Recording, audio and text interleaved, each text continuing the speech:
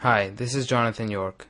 I'm currently in Israel on the March of the Living, and I'm honored to be able to share something with you here today.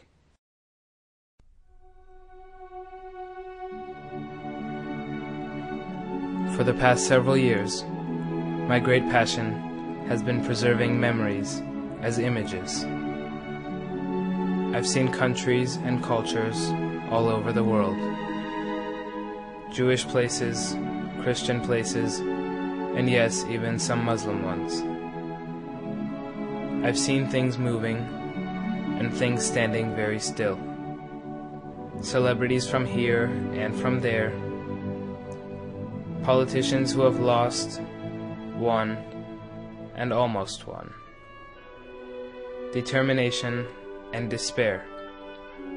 Misery and jubilation. From the castles of Europe to the slums of Central America.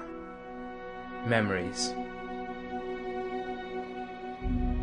It's fitting then that some of the most meaningful and powerful pictures I've taken are from a day dedicated entirely to memory.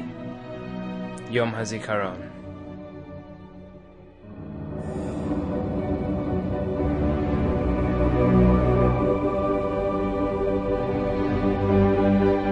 In America, Memorial Day is a day to honor and commemorate those who died in military service.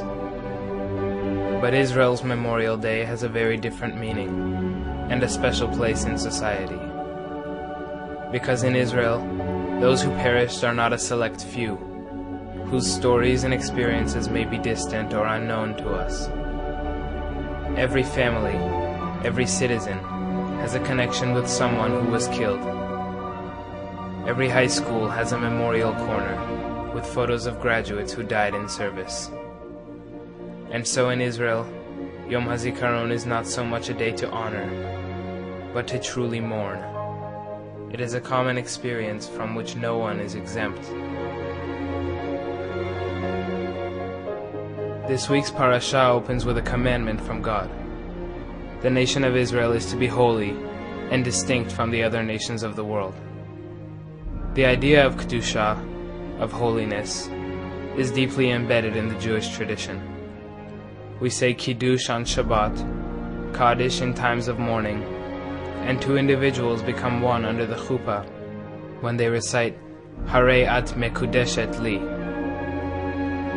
Israel must be holy, when it lives, when it prays, and when it fights.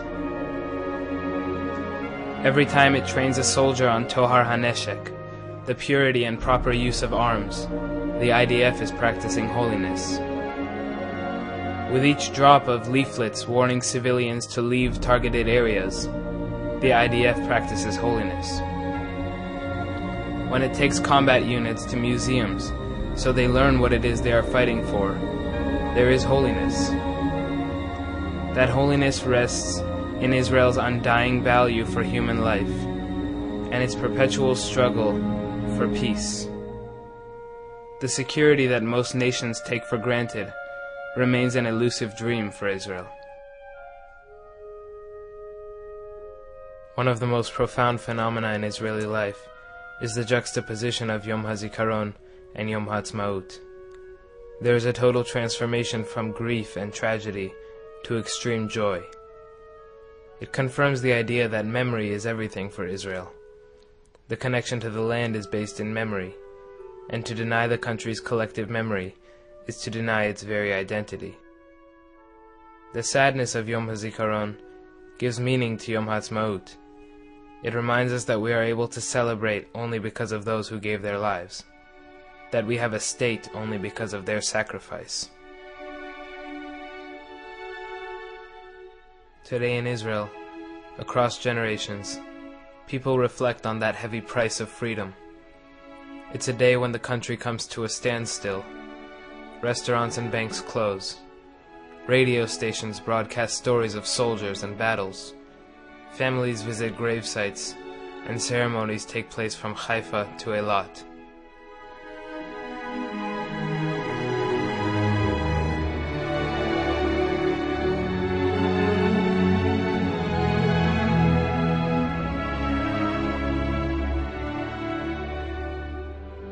And then a most incredible thing happens. It all stops. Please rise.